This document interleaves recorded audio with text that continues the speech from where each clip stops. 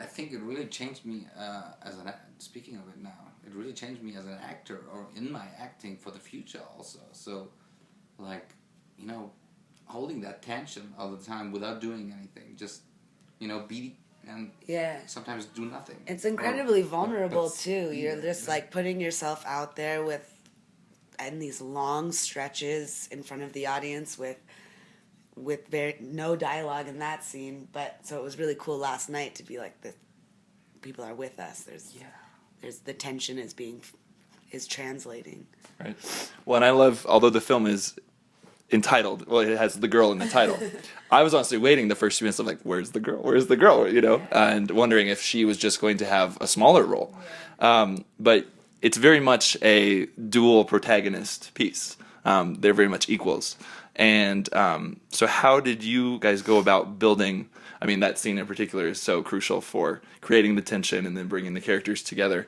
How did you go about building this very unique, I would say, love affair? She was so vulnerable and soft, so I was like, from taking that from my character, like I wouldn't, it was not about finding a girl and just having sex with her or whatever. Like this lost soul or this lonely soul that I'm playing there, who's at home with his father alone,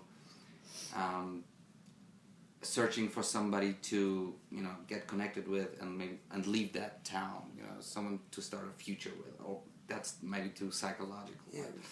But it was hard at some point because we were there were scenes which are not in the movie actually, with the other part which I was in love with somehow, the girl that I used to work for in the garden, and we got along pretty well, but that was because she was not covered in a veil and she was very outgoing and all that, and that helped.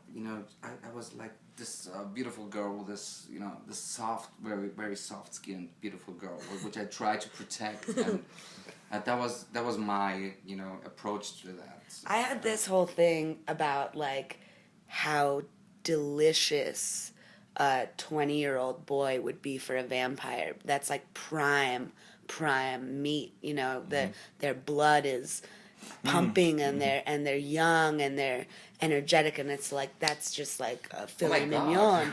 But the thing is, because she doesn't want to kill him, she meets him but holds back against, resists that.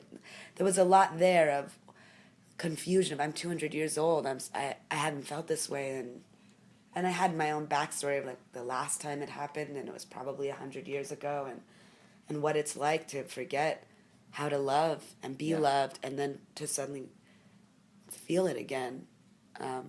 And I love the moment where I hear his heartbeat, because I think to me it feels like that of the blood is pumping, and I could end this, or I could give into it. And yeah, I don't think I've never sympathized as much with a vampire as with this film. Like I think, well, because it's like she's going after the little boy on the skateboard, and it's like, oh no, because it's one thing to go, and eat the pimp, and we're like, chow down. But it's like, no, that there's this necessary evil, right? And that makes the fact that she's battling this, it makes it mean that much more.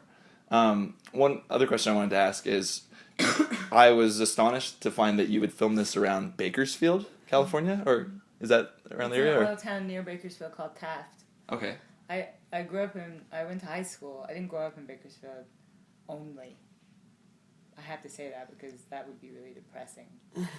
But yeah, Taft is a town near Bakersfield. I went to high school in Bakersfield, so I knew about all those old towns and so.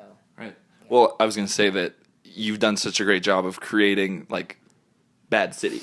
Yeah. I believed it was Bad City. Yeah. If you had told me, it was some abandoned city we rolled into and then created it in another country.